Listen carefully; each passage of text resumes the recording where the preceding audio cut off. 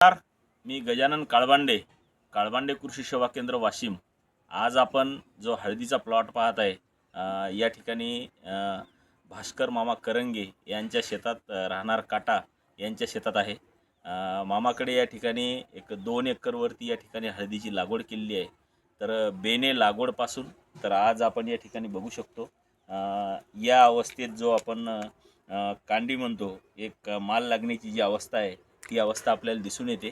या ठिकाणी थोडा बहुत काही पानावर आपल्याला करपा दिसते, तर तो करपा कुठं कणसड वगैरे आहे का हे आपण या ठिकाणी चेक केलेले आहे।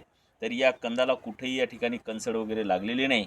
या हळदीला जे काही आपण खताचे नियोजन केले असतील, हे पूर्णतः माझ्या माहितीनुसार आणि मामाचाही शेतीबद्दलचा खूप चांगला अनुभव आहे। तर मामांना मी विनंती करतो की आपण या ठिकाणी काय किती खताचे डोस दिले मामा, याबद्दल आपण थोडंसं सांगा। माझ्याकडे पाहू द्या। काळवंडे साहेबाच्या मार्गदर्शनाखाली 3 खताचे डोस दिले हं. आणि जे त्यानं सांगितलं त्याप्रमाणे औषधी दिल्या।